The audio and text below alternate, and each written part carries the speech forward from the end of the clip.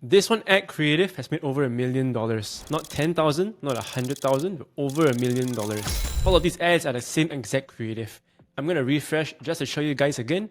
It's not because we got lucky, it's not because we had a higher budget. It's still over $1 million, but we've done this across multiple different niches and multiple different products. If you want to do the same and make creatives that make over $1 million, in this video, I'm going to break down the one rule that turns scattered, confusing ads into money printers. 80% of ecom brands mess this up, then you wonder why competitors with trash products lap them. So what you need is not just more creatives, but you need better creatives. So let's jump in. Alright, what is this one rule? It's called the rule of one. Rule of one just means one avatar, one desire, and most importantly, one message. The problem is that everyone, when you're trying to make an ad, you try to cram everything inside. I'm going to have all the benefits inside. I'm going to try to target as many people as possible through my research. This doesn't work. The more you try to cram inside, it only weakens your message. What happens is when there's more things happening, it creates confusion. So imagine if you had an ad inside and it said multiple points. From brain fog to back pain to menopause, there's 3 different things already. What if someone has menopause only but don't have back pain, don't have brain fog? Then all the other things you mentioned just creates more confusion. And confusion kills conversions. Whether it's your ad or landing page, you try to do too much, it's unclear who it's for or what your ad or landing page solves. Okay, great. In that case, what do? You niche down. Okay, this ad, I'm going to niche it down to a certain person. The problem is, even when you niche down, it's too general. So I'll give you examples later down the line of what I mean. Besides that, the more specific you can be to that one person's wants, the more it resonates with them. And that's what generates belief. Belief is when people can resonate with the ad, relatable scenarios to what they face day to day. It's what generates belief. And the more belief they have, the higher likelihood they will convert. Going back to the niching down point, what does a real avatar look like? You might have seen this before, but I'll go through it again. Let's say you're selling an at-home recovery tool. What avatar do you tell me you're niching down to? I'm going to target women who are 35 plus who struggles with knee pain. That is not an avatar, that is a demographic you just mentioned to me. What you mentioned to me is a broad avatar, okay? Very broad. And the issue with going so broad is that there's a million different products and solutions that target the same thing. Why do you think you're going to stand out with your trash dropshipping product? If your product is crazy good, you customize it, maybe, but chances are most of you guys don't have that. So how do you then win? Like I said, niching down. What does that look like on the avatar level? You need to make sure that the avatar, same emotional pain, you know their past failed attempts, what is their specific desired goals, and their day-to-day habits. This is more high intent than this general broad audience. The goal of doing this, why we stick to this rule of one, is to make the ad or messaging feel bespoke to that one person so they convert, right? So let's say the avatar, it might be Sarah, just got out of knee surgery, wasted $2,000 on PT, it didn't work. Now she wants a holistic solution that fits in her day-to-day life. So her past failed attempts, knee surgery didn't work. What does she want? What's emotional pain? We go to the next line. She really liked to ice skate with her friends, but she couldn't. Something that she used to do in the past, but she couldn't anymore. That's emotional pain. She is frustrated at losing that part of her identity. And now, whatever her day-to-day habits is, when she gets up at certain time, it's pain. She can't even, when she goes to work, tries to get coffee, at the pantry, whatever it is, she has to fake that it doesn't hurt to her colleagues. It's all really relatable scenarios. It's not going to be one-off things. When you search and do your research, it's going to be things that pop up a few times. You'll be surprised. This is one very specific avatar.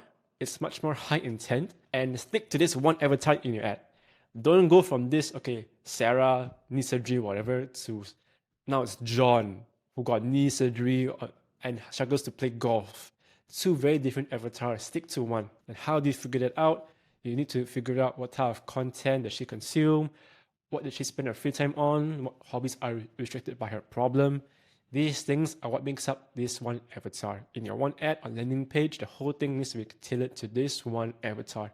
The scenarios you pulled out, language you use, like is it tailored to this specific person or is it tailored to someone who's older or younger? Things you need to think about. That is just the avatar. There's more. The issue is most people just have this too broad. It's way too broad. In your ad, right, what do you say?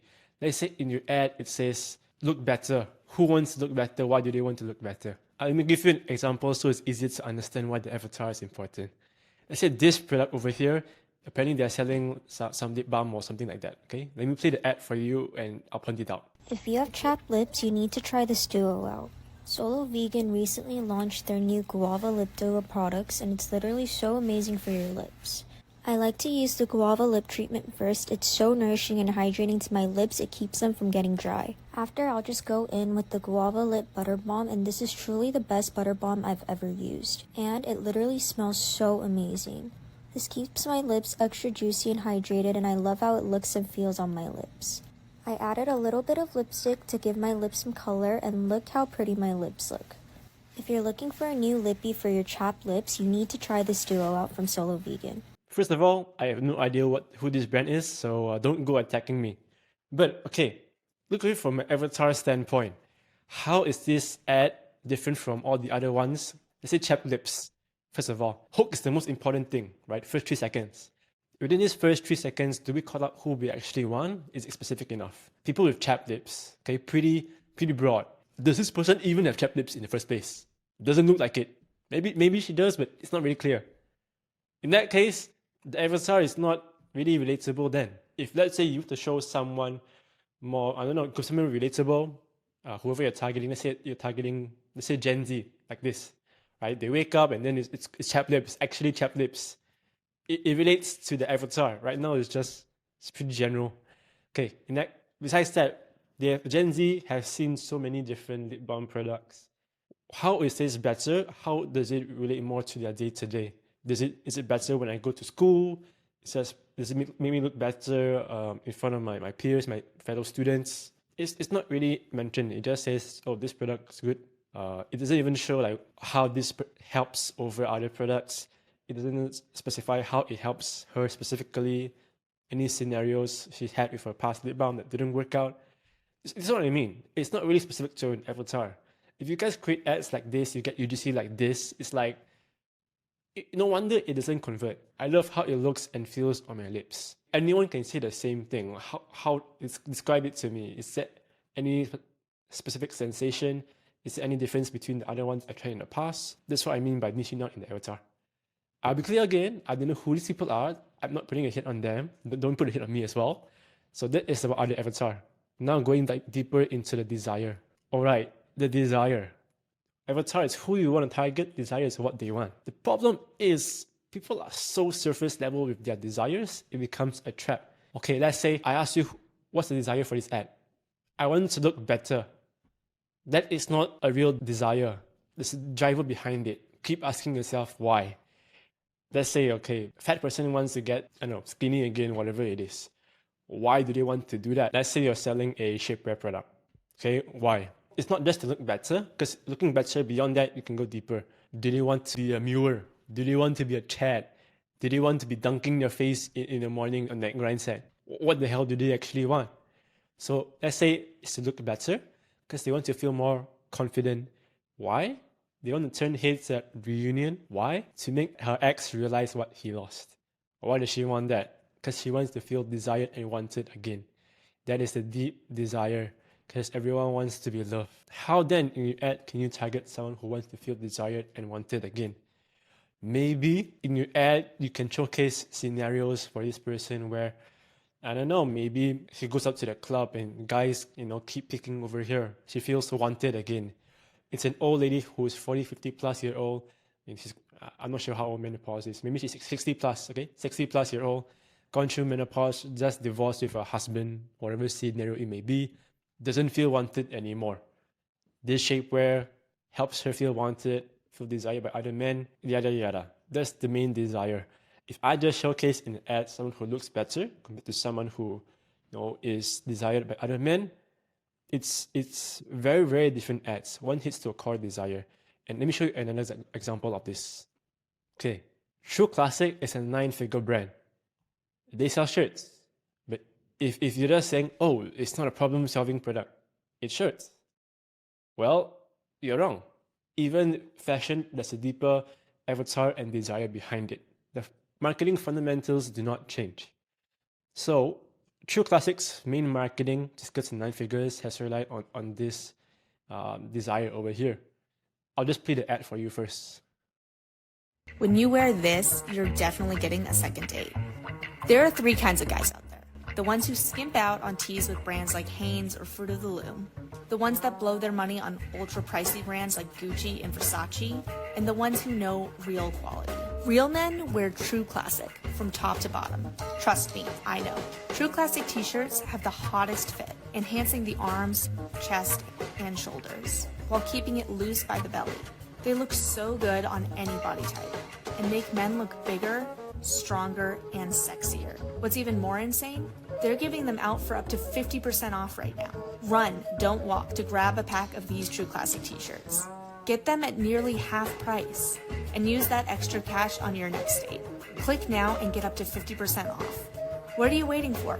Get True Classic and impress us already.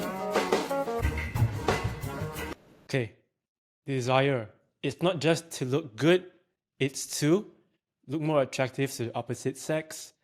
The hook clearly states it out. Where it is, you're definitely going to get a second date. Intrinsic desire, most dudes just want to get chicks. Why do you go to the gym? Most dudes, you want to get chicks. Same thing with the shirts. It's not just look good. That's very surface level. Same thing with the desire, with the avatar as well.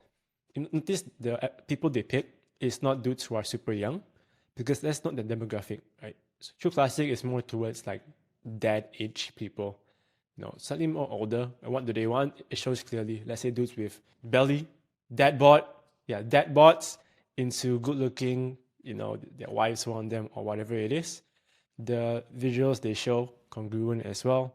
The language they use as well. Because they're not targeting like ultra luxury. They don't want to be positioning themselves as such, which is why they mentioned the price thing, Oh, real men don't want that. Real men don't want this.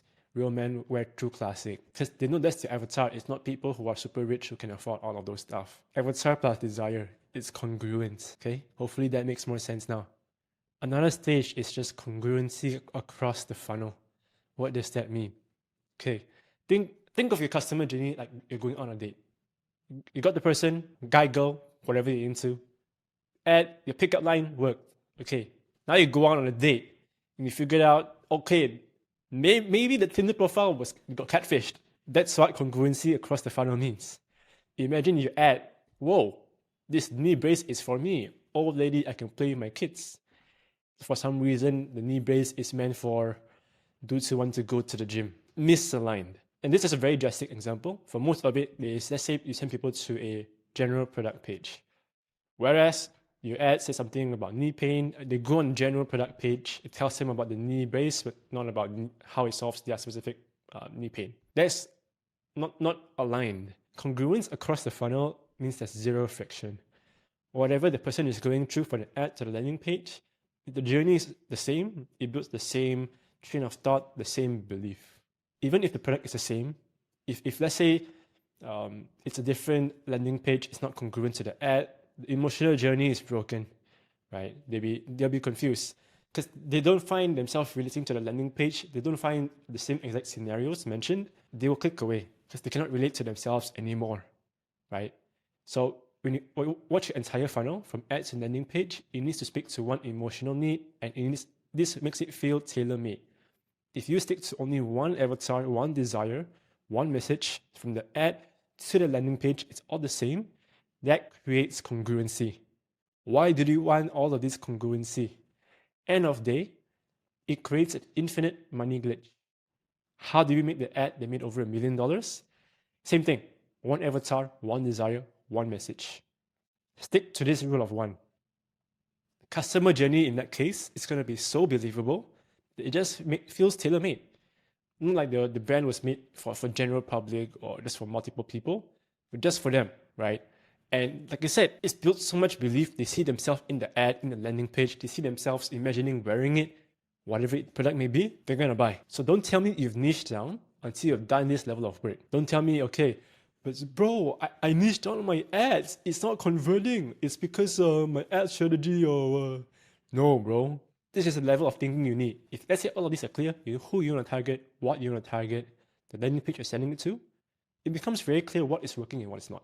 Overall outcome will be much better because if let's say you want to do learnings on your ads now, what desire is working, what avatar is working, You plan this out beforehand, it's easy to know what is not working, what is. So let's say you want to do more iterations, tightening your feedback loops. Okay, I'll do more of this and less of that. It's much more easier to create more winning ads from that in the first place. So this is why you need to stick to the rule of one. Ingrain it to your head, every single thing you do. Creatives, landing page, rule of one. If you plan your ads this way, your ad is going to feel way more relatable to your customer, and that means you build more trust. And more trust makes them convert better. You can keep throwing shit on a wall and hope something sticks, or you can stick to this one rule and make chat ads that scale beyond $1 million.